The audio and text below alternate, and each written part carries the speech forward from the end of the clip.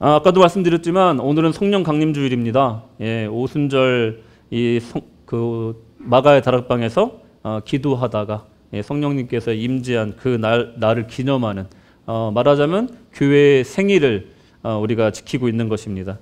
참 기쁜 날이죠. 우리가 찬양했듯이 성령이 오셨네, 성령이 오셨네. 그 기쁜 날 우리가 지금 찬양했지 않습니까? 근데 이 성령 강림주의라는 것은 사실은 그 성령이 임하시기 전까지는 정말 슬픈 상황에 빠져있던 제자들이었다는 것을 우리가 한번 생각해 볼 수가 있습니다. 기쁜 날이지만 한편으로는 주님의 승천으로 가슴 아픈 이별을 한 후에 일어난 일이라는 것을 우리가 생각해 볼 수가 있다는 거예요. 여러분들 혹시 이렇게 간절하게 기다려 본 적이 있으십니까? 뭐 사람이 됐건 뭐 물건이 됐건 택배가 됐건 여러분들 혹시 간절하게 기다리신 경험이 있으십니까? 최신형 아이폰이나 아니면 몇 달 후에 내가 갈 해외여행을 손꼽아 기다리면서 아니면 한국에 갈 날을 손꼽아 기다린다거나 아니면 한국에서 오시기로 한 가족들을 기다리는 그 마음, 여러분 한번 생각해 보시기 바랍니다. 영화나 소설을 보시면요, 또 드라마를 보거나 시를 보면 거기에 우리 기다리는 임을 생각하면서 그 정인이 남긴 이 손수건이나 이 정표를 품에 품고 오랜 세월 애끓는 마음으로 기다리는 그런 모습들을 뭐 문학작품을 통해서나 아니면 노래 가사를 통해서나 이렇게 우리가 만나볼 수가 있는데, 뭐 예를 들면은 팝송 가사 중에도 옐로우 리본 같은 뭐 나무에 노란 리본을 묶어놓고 떠난 님을 오시기를 기다리면서 나는 계속 기다리겠다, 뭐 이런 노래 가사도 있지 않습니까? 그런 것처럼 성령님은 주님이 우리를 떠나신 후에 우리에게 보내주신 정말 엄청난 축복의 결과입니다. 이 성령님이라는 이 존재가 주님을 기다리는 이 성도들의 신앙에 이 어떤 역할과 의미를 갖고 있는지 오늘 한번 살펴보고 큰 은혜와 또 실질적인 다짐이 있으시기를 축원합니다. 첫째로 이 작별 인사와 당부와 책임.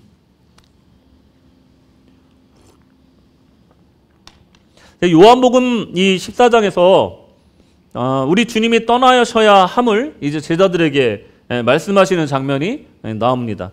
그 앞장에 보면은 최후의 만찬을 하시고, 그리고 유다가 배신할 것도 또 미리 알려주시고, 그리고 또 베드로가 또 3번 부인할 것까지도 얘기하시고, 그 다음에 온 말씀이 이 요한복음 14장의 말씀이에요.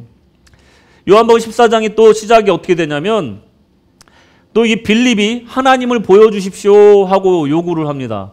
또 그러면서 또 여러 가지 질문들이 또 이어져요. 참 이런 과정을 통해서 우리 주님의 마지막 모습이 얼마나 힘들고 외로우셨을까라는 생각도 듭니다. 제자들은 예수님의 마음을 잘 몰라요. 앞으로 어떻게 될 것인지에 대해서 깊은 이해를 갖고 있는 제자가 한 명도 없는 상태예요. 심지어 예수님을 배신할 사람들이 이미 있다는 것도 예수님께서는 알고 있는 상태였습니다. 그런데도 불구하고 주님은 우리를 향한 사랑이 정말 애달프고 또 간절하면서 또 우리를 향한 걱정이 가득하다라는 그런 분위기로 요한복음 14장이 읽혀집니다. 여러분 생각해 보십시오. 주님이 떠나야 함을 얘기한다는 것, 주님의 부재라는 것은 굉장한 위기 상황이라고 말할 수가 있습니다. 이 세상에 주님과 함께 그렇게 동고동락하다고 하다가 어느 순간 예수님께서 승천하시고 더 이상 이 땅에 없으시다라는 것은 그야말로 청천벽력 같은 이야기인 것입니다. 주님의 마지막 고별의 말씀이 배경에는 주님께 어울리지 않는 어떤 감정이 있어요. 그것은 뭐냐면 불안감입니다. 불안감. 참 불안감이라는 이 감정, 이것은 독생자 예수께는 어울리지 않는 감정이죠. 이 주님의 불안감이라는 것은 주님 자신을 향한 것이 아닙니다. 주님의 불안감이라는 것은요, 남기고 가는 우리를 향한 불안감인 거예요. 두 가지로 말씀을 드리면 주님의 불안감의 원인은 세상의 악함에 대한 것이고 또 우리의 약함에 대한 불안감이었다는 거예요. 주님의 이 불안감은 그분이 우리를 얼마나 절절하게 사랑하는지를 또 보여주는 단면이기도 합니다. 우리를 사랑하시기에 그 사랑의 마음에서 오는 이 기이한 감정, 전지전능하신 하나님의 아들에게는 있을 수 없는 이 불안감이라는 감정을 사랑 때문에 갖게 되었다. 그래서 주님은 오늘 이 말씀을 남기셨다라는 것입니다. 이 주님의 마지막 당부의 말씀에는 그러면 무슨 내용이 담겨 있을까? 그것은 사랑의 마음을 지키기 위한 당부가 담겨 있었다라는 것입니다. 주님은 주님과 우리 사이의 사랑을 지키기 위해서 당부의 말씀을 주십니다. 넘겨주세요. 주님은 주님을 향한 우리의 사랑을 지키기 위해서 안전장치를 마련하였다라고 말씀하십니다. 이 안전장치는 아주 효과적이고 확실하며 많은 말이 필요 없는 완벽한 방안입니다. 주님은 비록 우리를 떠나시지만 주님을 사랑하며 살기 위해서는 주님을 내 안에 모시고 또 우리는 주님 안에 살면 된다라고 가르치시면서 또 어떻게 하면 이렇게 살 수 있을까라는 의문도 남기십니다. 이미 떠나신 주님을 어떻게 우리는 모시고 살 수 있을까? 바로 성령을 내 안에 모시고 살면 된다라는 것입니다. 이 방법은 이미 주님이 공생애를 살면서 우리에게 이미 보여주신 방법이에요. 이렇게 하나님과 사는 것이다. 하나님의 축복을 누리고 하나님께 영광 돌리면서 하나님을 사랑하면서 사는 방법을 내가 직접 보여주겠다라고 말하는 것처럼 예수님은 평생을 우리에게 본을 보여주신 것입니다. 자, 여기서 질문 하나 드리겠습니다. 이 세상에서 하나님을 가장 사랑하는 사람 누굽니까? 네? 안 들려요. 더 크게. 누굽니까? 부기님은 아니고요. 자, 다시 한번 기회를 드릴게요. 신앙의 욕심이 이거밖에 안 되십니까? 접니다 말할 수 있어야 정말 진정한 신앙 아닙니까? 자, 다시 한번. 이 세상에서 하나님을 가장 사랑하는 사람 누굽니까? 네, 무슨 정치인이 된 것 같네. 누굽니까? 제니오 그러라니까요. 다시 한번. 누굽니까? 제니오 하라니까. 다시 한번 마지막 기회입니다. 이 세상에서 하나님을 가장 사랑하는 분 누굽니까? 장광태입니다. 네, 할렐루야. 근데 여러분들도 맞지만 예수님이 이 세상에서 가장 하나님을 사랑하신 분이었어요. 물론 독생자이시고 운전하시고 죄 없으신 거룩하신 주님이시기에 당연히 그럴 수밖에 없다라고 얘기할 수 있겠지만 그분이 하나님을 가장 사랑하신 분이라는 가장 확실한 증거가 있습니다. 바로 주님은 아버지 하나님 안에 항상 거하셨다는 거예요. 하나님은 언제나 주님 안에 계신 것이 이것이 가장 강력한 증거다. 사랑하는 증거다라고 말할 수가 있습니다. 여러분, 제자 빌립은 하나님을 보여달라고 주님께 청합니다. 8절 9절 보시면 빌립이 이르되 주여 아버지를 우리에게 보여주옵소서 그리하면 족하겠나이다. 예수께서 이르시되 빌립아 내가 이렇게 오래 너희와 함께 있으되 내가 나를 알지 못하느냐 나를 본 자는 아버지를 보았거늘 어찌하여 아버지를 보이라 하느냐. 아멘. 내 안에 이미 하나님이 계신데 나를 통해서 하나님을 보고 있는데 어찌 하나님을 보여달라 하느냐 이렇게 물어보는 거예요. 또 이제 주님이 또 이어서 대답을 하세요. 10절 11절. 내가 아버지 안에 거하고 아버지는 내 안에 계신 것을 내가 믿지 아니하느냐. 내가 너희에게 이르는 말은 스스로 하는 것이 아니라 아버지께서 내 안에 계셔서 그의 일을 하시는 것이라. 아멘. 무슨 말입니까? 우리 주님께서 우리 독생자 예수께서 이 땅에 성육신을 이 사람의 몸을 입고 오신 이유는 보이지 않는 하나님을 보여주기 위해서 오셨다는 거예요. 그러니까 하나님 안에 사시는 것이고 또 하나님이 그 안에 모시고 계시다는 것을 얘기하고 계신 거예요. 그러니 빌립의 질문은 잘못된 질문이다라는 것을 얘기하고 있는 거예요. 네가 이미 하나님을 봤다 이렇게 얘기하고 계신 겁니다. 주님은 언제나 하나님 안에 거하셨습니다. 주님은 언제나 하나님의 마음속에 모시고 있었습니다. 그 결과 하나님께 영광이 되는 삶을 사셨다는 것이에요. 어떤 사람은 마음에 항상 두고 그 사람을 생각하며 살아간다면 그것은 아마도 사랑이라고 말할 수 있을 것입니다. 사랑하는 사람을 마음에 두는 것입니다. 이제 주님은 우리를 떠나시지만 우리에게 당부하는 말씀을 남기십니다. 13절 14절 말씀. 내가 아버지 안에 너희가 내 이름을 무엇을 구하든지 내가 행하리니 이는 아버지로 하여금 아들로 말미암아 영광을 받으시게 하려 함이라. 내 이름으로 무엇이든지 내게 구하면 내가 행하리라. 아멘. 떠나시면서 내가 떠나지만 떠나는 것이 아니다. 내 이름으로 구하면 누가 행한다고요? 주님이 행하신다는 거예요. 떠나셨지만 너희들과 절대 끊어지지 않을 거야. 너네 나에게 울부짖는 그 기도 소리 나 절대로 놓치지 않을 거야. 항상 네 음성 듣고 있을 거다. 그러니 내 이름으로 구하라. 이렇게 당부의 말씀을 하고 계신 겁니다. 결론부터 말씀드리자면 예수님의 당부는요, 너희도 나처럼 하나님께 영광 돌리며 살아라 라는 당부예요. 나는 비록 너희들을 떠나지만 여전히 너희와 함께하고 있고 너의 간구를 듣고 있으니까 떠나더라도 여전히 무슨 일이 있어도 너희와 함께 있겠다. 너희가 구하는 것은 내가 너희를 위해서 행하겠다라고 약속하시는 겁니다. 주님은 그 이름으로 간구하는 모든 기도를 듣고 계시다는 거예요. 우리 주님은 끝까지 우리를 인도하시고자 하는 마음이 있는 겁니다. 우리의 목자 되신 주님의 마음이 이렇게 절절하시다는 거예요. 하나님 아버지께로 우리를 인도하고 싶어하는 그 마음이 간절하시다는 거예요. 우리가 주님과 같이 하나님 아버지를 위한 마음으로 가득하면 좋겠다 하는 주님의 간절한 소망이라는 거예요. 너희도 나처럼 하나님을 사랑했으면 좋겠다. 너희도 나처럼 항상 주님 하나님과 동행했으면 좋겠다 하는 간절한 소망을 갖고 계신 거예요. 결국 주님의 전생애가 아버지를 위한 삶이었다면 우리의 삶도 전생애가 주님을 위한 삶이어야 된다는 것을 말하고 계신 겁니다. 자, 정리하자면 이렇습니다. 주님은 자신이 이 땅에 살았던 방식대로 우리가 살기를 바라셨어요. 주님이 그랬듯이 우리도 하나님 안에 살고 하나님을 내 안에 모시고 살라고 말씀하고 계신 것이 우리 주님의 당부이신 겁니다.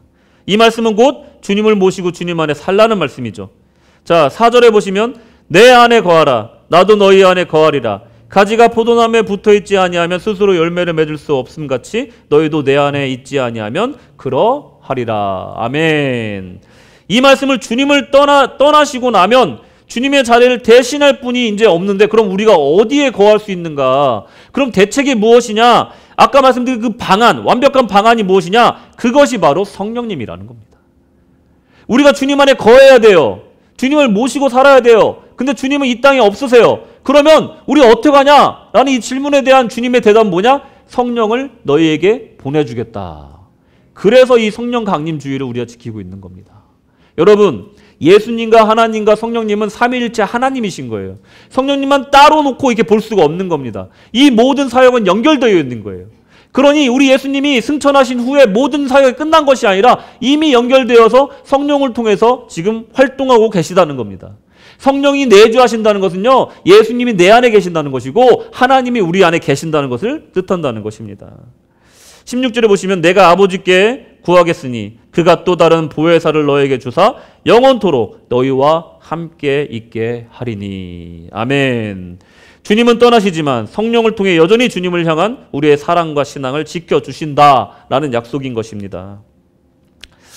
이것은 성부, 성자, 성령 삼위일체 하나님을 믿는 모든 성도들에게 심령의 불안과 두려움을 몰아내는 정말 안심시켜주시는 약속의 말씀이라는 겁니다. 그렇게 의지하고 사랑하던 주님이 여러분 생각해 보세요. 더 이상 이 땅에 없다는 거예요. 마치 어미를 잃은 아기가 정말 두려워하고 떨리는 이 불안한 마음과도 똑같다는 겁니다. 성령을 보내주신다는 것은 어떤 의미일까요? 주님이 떠나셨는데 성령을 보내주신다는 건 무슨 뜻일까요? 이것은 믿을 만한 옆집 아저씨를 보내준다는 뜻입니까? 아니면 가까운 친척을 보내주신다는 뜻입니까? 아니면 이모 또는 삼촌을 우리에게 보내준다는 뜻입니까? 이것과는 차원이 다른 얘기입니다. 믿을 만한 누군가를 보내주실, 대리할 만한 누군가를 보내주신다는 뜻이 아니에요. 그럼 뭐냐? 성령을 보내주신다는 것은 하나님 아버지, 주님 그 본인이 여전히 우리와 함께 하시겠다라는 뜻입니다. 누군가 대리자를 보낸다는 뜻이 아니에요. 다른 분을 보내주신 것은 아무 의미가 없기 때문에 그렇습니다. 성령님이셔야 해요. 자, 여러분, 제가 사관학교를 이제 갔지 않습니까? 이제 갔는데 처음에 영어가 안 돼가지고 영어로 공부하고 영어로 설교하고 영어로 기도하고 영어로 실습을 해야 되니까 엄청난 제 삶에 위기가 찾아온 거예요. 엄청나게 버벅거렸죠. 힘들었습니다.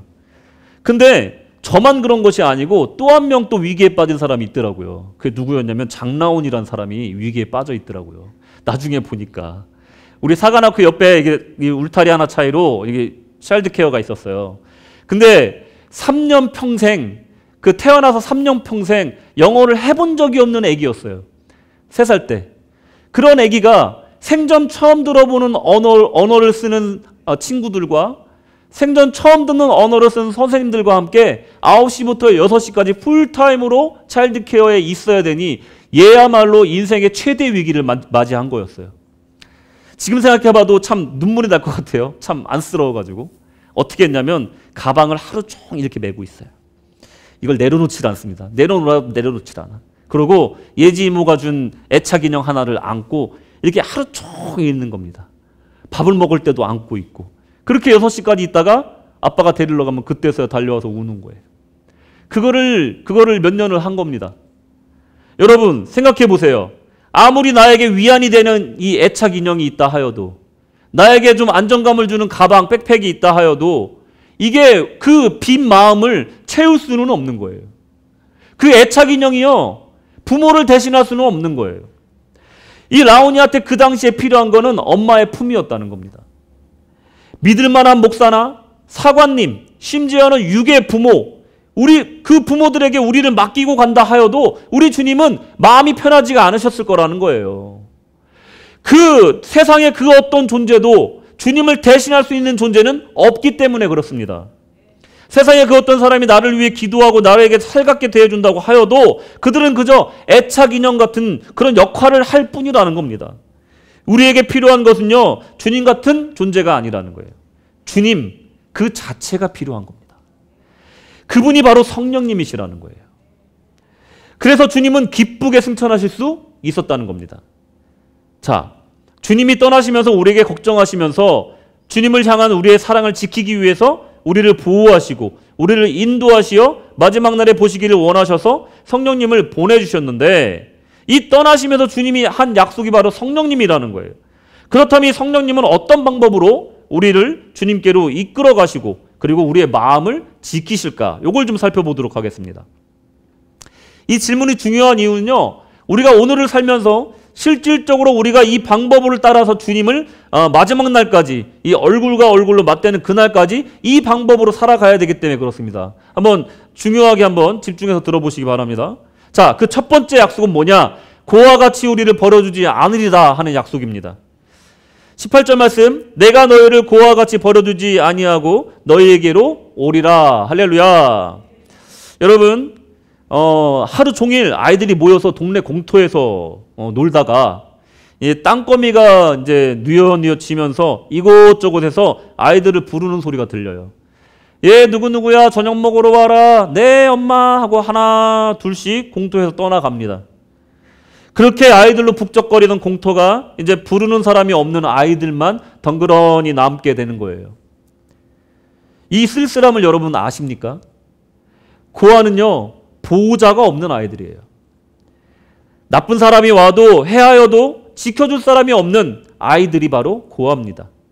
심적으로도 어디 하나 기댈 것이 없는 아이들, 이런 아이들을 고아라고 부릅니다. 아마도 주님이 떠나시고 나면 남겨진 제자들은 이 험난하고 악한 세상에서 이리 치이고 저리 치이고 정말 그런 고아 같은 존재가 될 것이라는 겁니다. 주님은 우리를 고아처럼 내버려두지 않을 것이라는 약속이 바로 이 성령님이시라는 겁니다. 실제로 주님이 승천하신 후에 제자들은 두려움에 떨어야 했어요. 십자가에 죽으신 주님에 대해서는 세상 사람들이 다 봤어요. 근데 부활하신 주님에 대해서는 대부분의 사람들이 믿지 않았습니다. 어쩌면 부활을 경험했지만 그 부활을 말하지 못하고 있는 상황이었습니다. 만약에 부활을 전파하다가 걸린다면 다음 십자가형의 차례는 내 차례가 될 게 뻔한 그런 두려운 상황이었다는 겁니다. 주님도 이걸 알고 계셨어요. 제자들이 아무 기댈 것 없는 상태로 세상에 나아가서 무모하게 순교하기를 원치 않으셨다는 거예요.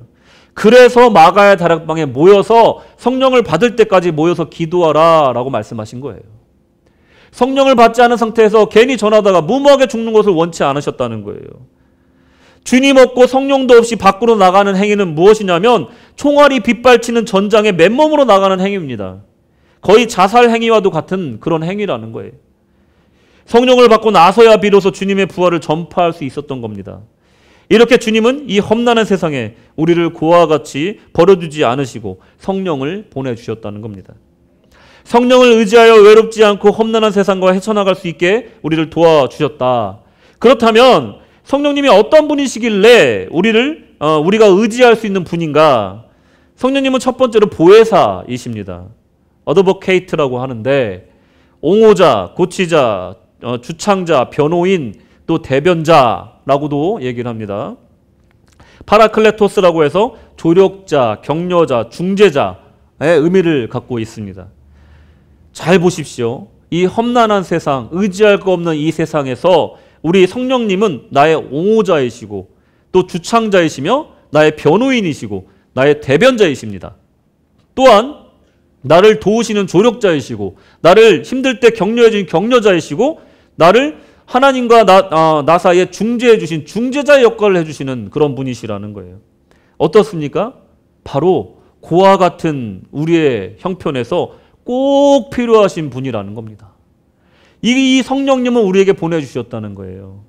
또한 성령님은 우리에게 하나부터 열까지 모든 것을 가르쳐주시는 분이라는 거예요. 저는 예수님 믿은 지 얼마 안 돼서 기도하는 법을 모릅니다. 저는 성경을 읽어도 잘 모르겠어요.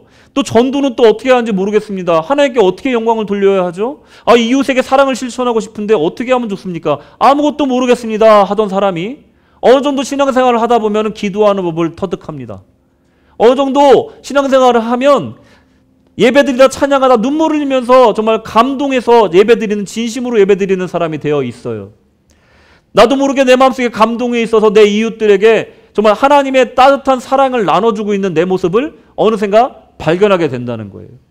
이것은 어느 정도 성도의 경험치가 쌓여서 누군가를 따라해서 하는 것도 있겠지만 그 마음속에 성령께서 감동함을 주시고 하나부터 열까지 알려주셔서 이것을 할 수 있게끔 우리를 도우셨다는 증거라는 것을 믿으시기 바랍니다. 여러분의 신앙은 그냥 된 게 아니에요. 성령께서 인도하시고 감동시켜 주신 줄로 믿으시기 바랍니다. 이런 동기를 주시고 인도하시는 것은 성령의 감동이라는 거예요. 마치 부모가 자녀를 가르치고 인도하듯이 성령님은 우리를 세세하게 도와주시고 있다는 거예요. 이런 성령님을 우리가 외면하고 산다는 건 정말 바보짓이라는 겁니다. 여러분, 저도 우리 교회 첫 부임지가 되다 보니까 무엇을 해야 될지 좀 막막했습니다. 여러분, 제가 몇 년 차 된 줄 아십니까? 혹시? 저한테 관심 있으신 분들, 여기서 또 이제 제가 테스트를 해보겠습니다. 제가 몇 년 차 됐습니까? 몇 년 차예요? 예? 야, 우리 제니, 예, 역시 제니밖에 없네. 4년 차, 그죠? 4년 차 됐어요. 벌써 4년 차입니다. 내년이면 5년 차예요. 여러분, 아시다시피 저는 청소년 사역만 거의 20년 가까이 했던 사람이에요. 20살 초반부터 시작해서. 그러다 보니까 이 작년 이 성인 목회는 처음 해보는 거란 말이에요. 또 풀타임 목회도 처음 해보는 거예요. 그냥 훈련받고 와서 바로 부임받은 곳이 바로 우리 교회란 말이에요. 그러니 얼마나 막막하겠습니까? 설교도 이렇게 처음부터 이렇게 막 안 떨고 하지 않았어요. 여러분 아시다시피 되게 많이 떨었지 않습니까? 아닌가요? 제가 티를 안 냈나요? 지금도 떨려요, 사실은. 예, 말씀 앞에 설 때마다 떨리는 마음은 솔직히 있습니다. 근데 전보다 좀 나아졌잖아요. 좀 뻔뻔해지기도 하고. 그렇죠? 그래서 제가 너무 막막해서 하나님 앞에 기도를 했어요. 제가 하고 싶은 것도 있고 계획한 바도 있었어요. 근데 그거 다 내려놓고 제가 여러 번 말씀드리지만 작정 기도를 몇 달을 했습니다. 뭐라고 기도했냐면 하나님께서 김사관과 저에게 하기를 원하시는 일이 무엇입니까? 그렇게 기도했어요. 진짜 단순하게. 계속 그 제목 가지고 기도했습니다. 그러다 보니까 어느 날 저 하늘에서 광태야 이런 건 아니고 이런 건 아니고 마음속에 감동을 주시는데 하나님을 사랑하고 내 이웃을 사랑하는 일을 해라. 그래서 네가 구세군 간 거 아니냐? 그래서 네가 목회자가 되려 하는 거 아니냐? 그걸 이곳에서 행해라. 이런 감동을 주시는 거예요. 그걸 위해서 또 이제 기도하기 시작했어요. 처음엔요, 설교 준비할 때도요, 막막했습니다. 어떻게 해야 될지 배우긴 배웠는데. 근데 내가 신학적인 지식을 자랑하거나 아니면 내가 책을 많이 읽은 걸 자랑하거나 하려면 충분히 글을 2,000자 금방 씁니다. 근데 내가 왜 몸부림치고 정말 일주일, 2주일, 한 달을 하나의 설교를 위해서 몸부림쳤냐면 하나님이 이 메시지를 통해서 우리 교회에게 하시고자 하는 말씀이 무엇입니까? 이걸 가지고 몸부림친 거예요. 말을 잘하려면 얼마든지 써서 할 수가 있죠. 제 지식을 자랑하려고 하면 얼마든지 2,000자 금방 씁니다. 2-3시간이면 써요. 그런데 왜 몸부림쳤냐면 하나님께서 나를 통해서 우리 교회에 하시고자 하는 말씀이 무엇입니까? 이걸 가지고 몸부림치는 거거든요. 일주일 내내. 여러분, 그러기 때문에 이 말씀에 정말 성령께서 나에게 주신 감동에 집중하려고 노력을 했던 거예요. 모퉁이 사역도 마찬가지예요. 국률 사역도 마찬가지예요. 막상 하려고 보니까 뭘 해야 될지를 모르겠는 거예요. 뭐 다른 교회에서 하는 건 봤지만 우리 교회에서는 전혀 한 적이 없기 때문에, 사회사업이란 거 한 적이 없기 때문에 뭘 어떻게 해야 되는지 뭐 그야말로 맨 땅에 헤딩하는 그런 마음으로 시작을 했거든요. 근데 하나님이 하라는 감동을 주시니 분명히 될 거라는 믿음이 있었기 때문에 했어요. 그랬더니 동역자를 보내주시고 또 어떤 것을 어떻게 해야 되는지 알려주신 분을 또 붙여주시면서 우리가 한 명이 오든 두 명이 오든 이 사람들을 섬겨야 되겠다는 마음으로 이 모퉁이 사역을 지금도 하고 있거든요. 그러면서 이 사역이 점점 확장되고 있는 것을 우리가 눈으로 목도하고 있습니다. 그러니까 하나님 사랑, 이웃 사랑을 우리 교회가 실질적으로 할 수 있게끔 우리를 사용하고 계시다라는 것을 이 성령의 감동을 통해서, 순종함을 통해서 우리가 지금 경험하고 있다는 거예요. 여러분, 이것이 바로 성령님께서 역사하시는 방식이라는 거예요. 예를 들어 성령님은 내가 해본 적이 없는 일, 또 내가 내 능력으로 할 수 없는 그런 일들을 나를 감동시키셔서 주님 앞에 순복하게 하시고 일단 시작하게 하시고 그런 모든 자원들을 부어주셔서 우리가 할 수 있게끔 만들어주시는 능력의 권능의 하나님이시라는 것을 믿으시기 바랍니다. 여러분의 일상 속에 이 원리를 적용해 보십시오. 나는 못할 것 같은 일이 있어요. 나는 극복하지 못한 고난이 있을지도 몰라요. 그럴 때 여러분 두려워하지 마십시오. 성령을 통해서 감동받으시기 바랍니다. 성령을 통해서 권능 받으시기 바랍니다. 그러면 해결될 줄로 믿습니다. 자, 그렇다면 왜 성령님이 언급될 때마다 왜 주의 일이라는 것이 항상 언급이 될까? 성령님을 얘기할 때마다 왜 주의 일이 항상 이렇게 연결이 될까? 여러분 발견하실지 모르겠지만 이 성령님을 공부하다 보면요, 그분의 역사가 언제나 이 실질적인 결과로 주의 일하고 깊은 관련 있게 결론이 지어진다는 걸 알 수 있으실 거예요. 그 이유에 대해서 한번 묵상해 봤어요. 성경을 찾아봤어요. 공부를 해봤습니다. 기도를 해봤어요. 그랬더니 간단하더라고요. 성령님이 누구시냐? 헬라어로 봤더니 푸뉴마예요. 푸뉴마. 거룩한 영이신 거죠. 영적인 부분이에요. 우리 성령님은 영적으로 우리를 옳게 인도하시고 우리를 구원의 길로 인도하시고 예수께로 인도하시고 하나님의 깊은 것까지 우리를 깨닫게 해주시는 영적인 존재세요. 근데 성령님이 임하시면 오는 게 있는데 뭐냐면 두나미스, 권능이 임한다는 거예요. 성령은요, 이 영적인 존재이시고 그런 분이시지만 관념적이신 분이 아닌 거예요. 그 실체가 있는 분이라는 거예요. 영적으로 보이지 않으시지만 우리 영적으로 존재하시지만 분명히 듀나미스, 권능으로 나타나시는 분이라는 것을 얘기하고 있는 거예요. 역동적인 권능의 능력이 나타난다는 거예요. 성령은 영적인 세계에 존재하지만 동시에 이 땅의 일에 직접적인 권능으로 발휘하시는 분이시고 역동적이고 강력한 존재시라는 것을 우리가 이 두 단어를 통해서 알 수가 있다는 겁니다. 종합하자면 이런 거예요. 주님은 우리가 주님의 일을 하기를 원하신다는 거예요. 12절에 내가 진실로 진실로 너에게 이르노니 나를 믿는 자는 내가 하는 일을 그도 할 것이요 또한 그보다 큰 일도 하리니 이는 내가 아버지께로 감이라. 주님은 성령을 받고 성령을 통해서 더 큰 일을 하기를 원하시는데 주님이 이 땅에서 하셨던 그 일을 이어서 승계해서 하기를 원하세요. 근데 그 일을 누가 하기를 원하시냐면 답이 나와 있죠. 믿는 자가. 할렐루야. 믿는 자가 예수님이 하던 일을 하기를 원하신다는 거예요. 성령을 받고 나서 더 큰 일도 하기를 원하신다는 거예요. 이 성령께서 우리에게 하시는 일이 바로 이거예요. 마음으로 믿고 마음으로 사랑하면 되지 뭘 또 해야 되는가 이렇게 질문하실 수 있어요. 근데 성령은 관념 속에 존재하는 분이 아니라는 겁니다. 성령의 강력한 특징은 영을 감화시키고 육을 변화시키고 세상을 향해 나아가게 하는 권능으로 나타난다는 겁니다. 심령 안에 머무는 것은요, 성령이 아니라는 겁니다. 푸뉴마이자 듀나미스라는 겁니다. 영이시자 권능이라는 겁니다. 사도행전 1장 8절 보시면 다 같이 읽겠습니다. 시작. 오직 성령이 너희에게 임하시면 너희가 권능을 받고 예루살렘과 온 유대와 사마리아와 땅끝까지 이르러 내 증인이 되리라 하시니라. 할렐루야. 성령을 받으면 뭘 받는다고요? 권능을 받는 겁니다. 푸뉴마를 받으면 듀나미스를 받는 거예요. 이렇게 정해놓으신 겁니다. 성령과 이 푸뉴마와 듀나미스는 나눌 수가 없는 거예요. 하나인 겁니다.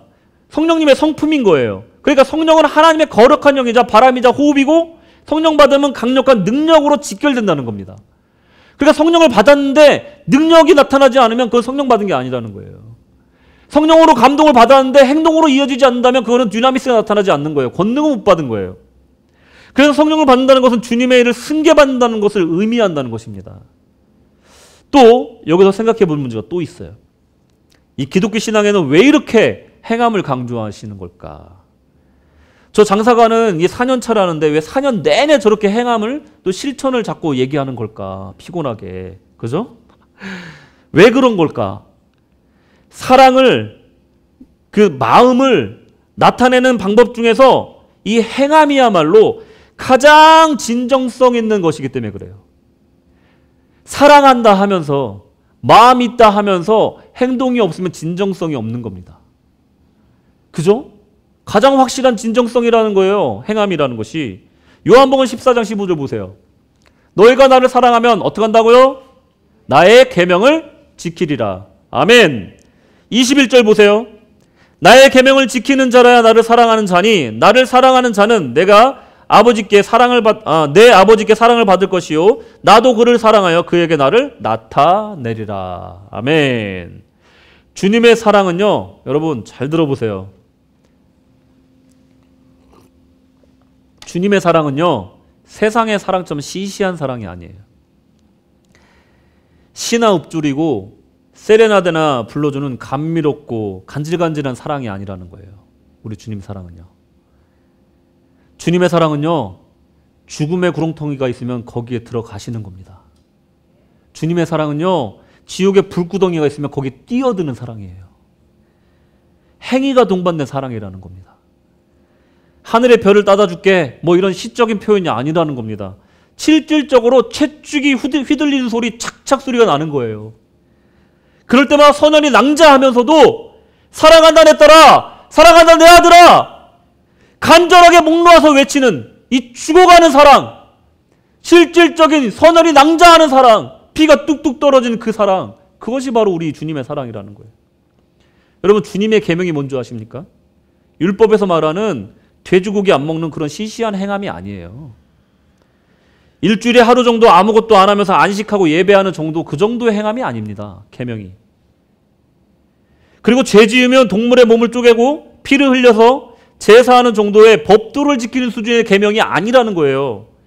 그의 사랑은요, 희생의 행동이 동반되는 겁니다. 하나님의 사랑을 자신의 몸을 직접 쪼개는 겁니다. 피와 물을 남김없이 흘려서 우리를 위해서 죽어주시는 강렬한 사랑이 독생자의 사랑이라는 거예요. 독생자에게 이것이 계명이라는 거예요. 독생자에게 이것이 계명을 지키는 방식이라는 겁니다. 하나님 아버지를 사랑하는 방식은요, 죽도록 주님께 순종하는 것입니다. 이것이 죽도록 하나님을 사랑하는 것이라는 겁니다. 또한 우리를 사랑하는 가장 진정성 있는 가장 높은 경지의 사랑이 바로 이런 독생자의 사랑이라는 겁니다. 그렇다면 우리에게 계명은 무엇일까? 그것은 바로 하나님의 10계명을 더 명확하게 만든 이 3계명을 지키는 것인데, 10계명은 아무리 지키려고 노력해도 지킬 수 없고 그것은 우리의 영적 거울이 될 뿐이라고 말씀을 드렸잖아요.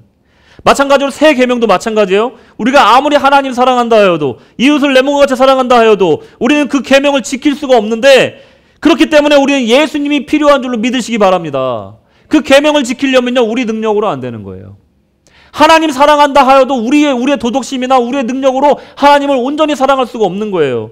이웃을 사랑한다 하면서 우리가 이웃을 내 몸과 같이 사랑할 수가 없다는 거예요. 그렇기 때문에 우리 안에 성령이 살아 계셔야 된다는 거예요. 우리가 성령 안에 살아야 되는 이유가 거기에 있다는 겁니다.